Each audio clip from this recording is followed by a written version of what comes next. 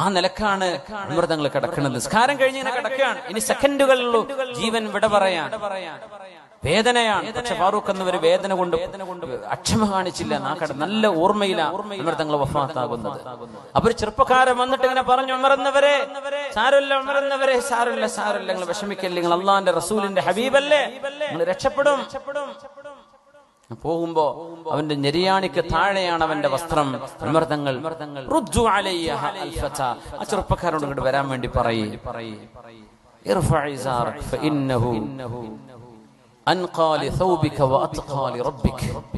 എന്റെ വസ്ത്രം നെരിയാണിക്ക് താഴെയാണ് മോനെ, ആ വസ്ത്രം മേലെ വെക്ക്. നെരിയാണിക്ക് താഴെ ഒരു പുരുഷനും വസ്ത്രം താഴ്ത്തല്ലേ. നിന്റെ വസ്ത്രം ശുദ്ധമാവാനും നിന്റെ റബ്ബിന് നിന്നോട് ഇഷ്ടമാവാനും അള്ളാഹുവിനോടുള്ള വിധേയത്വം കാണിക്കാനും നല്ലത് അത് നെരിയാണിക്ക് മീതെ നിർത്തലാണ് എന്ന് സക്കറാത്തിൽ ഉപദേശിച്ച മഹാനാണ് ഉമർ ഇബ്നുൽ ഖത്താബ് റളിയല്ലാഹു അൻഹു. മരിക്കാൻ കിടക്കുമ്പോ ഉപദേശം കൊടുത്ത മഹാൻ. ആ ഒരു മഹത്വം കിട്ടിയത് ഫാറൂഖ് റളിയല്ലാഹു അൻഹുവിനാണ്. എന്തുകൊണ്ട് ഒരു തിന്മയും കണ്ടില്ല എന്ന് നടിക്കാൻ പാടില്ല. നമ്മുടെ വിഷയം അതാണ്. തിന്മകളെ കണ്ടില്ലെന്ന് പറയല്ലേ.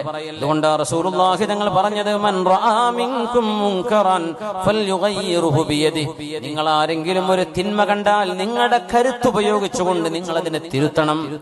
ഫഇല്ലം യസ്തതിഅ ഫബിലിസാനിഹി. അവനെ പിടിച്ച് പിന്മാറ്റാൻ, തിന്മയിൽ നിന്ന് മാറ്റി നിർത്താൻ കഴിയില്ലെങ്കിൽ നിങ്ങൾ നാവുകൊണ്ട് പറയണം, തിന്മ തിന്മയാണെന്ന് പറയണം. അതിനും സാധ്യമല്ലെങ്കിൽ ഹൃദയം കൊണ്ട് വെറുക്കുകയെങ്കിലും വേണം. ഈമാനിൽ ഏറ്റവും ദുർബലമായത് ഹൃദയം കൊണ്ടുള്ള അവസ്ഥയിലാണ്. ഹൃദയം കൊണ്ട് വെറുക്കുക, അത് ഈമാനിന്റെ ഏറ്റവും ദുർബലമാണ്.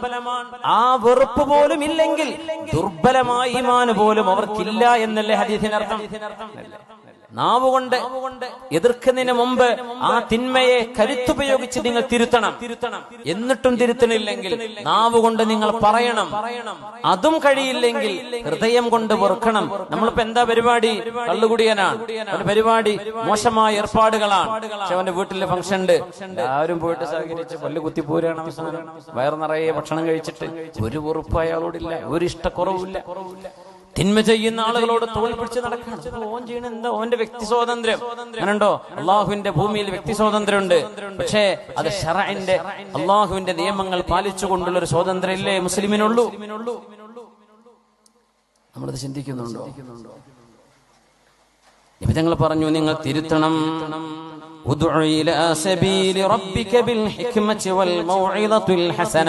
അള്ളാഹുവിന്റെ മാർഗത്തിലേക്ക് നല്ല യുക്തിയോടെയും നല്ല സാരോപദേശം കൊടുത്തുകൊണ്ടും നിങ്ങൾ ആളുകളെ അള്ളാഹുവിന്റെ വഴിയിലേക്ക് ക്ഷണിക്കണമേ.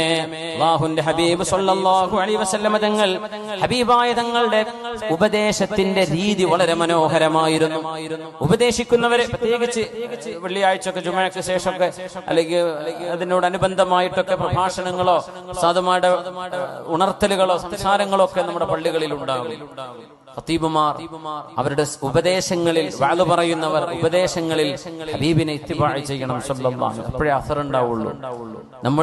നമ്മുടെ ഒരു വ്യക്തിപരമായ ഒരു ആവശ്യത്തിന്റെ പേരിൽ ഒച്ചവെക്കുകയോ അല്ലെങ്കിൽ ആളുകൾ അവഹേളിക്കുകയോ ചീത്ത പറയുകയോ ചെയ്യുന്ന ഒരു അവസ്ഥ വരാതെ ലളിതമായും വ്യക്തമായും തിന്മകളെ തിന്മകളാണെന്ന് ഒരാളുടെയും തറവാടിന്റെയും പേര് പറയാതെ, ആരുടെയും പേരെടുത്ത് വിമർശിക്കാതെ ആക്ഷേപിക്കാതെ വിഷയങ്ങൾ അപഗ്രഥിക്കുകയാ വേണ്ടത്. തങ്ങൾ പറയും, എന്താ ചില ആളുകള് വിചാരിച്ചത്, എന്താ ചില ആളുകൾ ചെയ്യുന്നത് എന്ന് നബി തങ്ങൾ പറയും. ചെയ്തത് ഒരാളെ ഉണ്ടാവുള്ളൂ, പക്ഷെ തങ്ങള് എന്താ കുറെ ആൾക്കാർ ഇങ്ങനെ ചെയ്യുന്നുണ്ടല്ലോ, അത് ശരിയല്ലല്ലോ എന്ന് തങ്ങൾ പറയും സല്ലല്ലാഹു അലൈഹി വസല്ലം.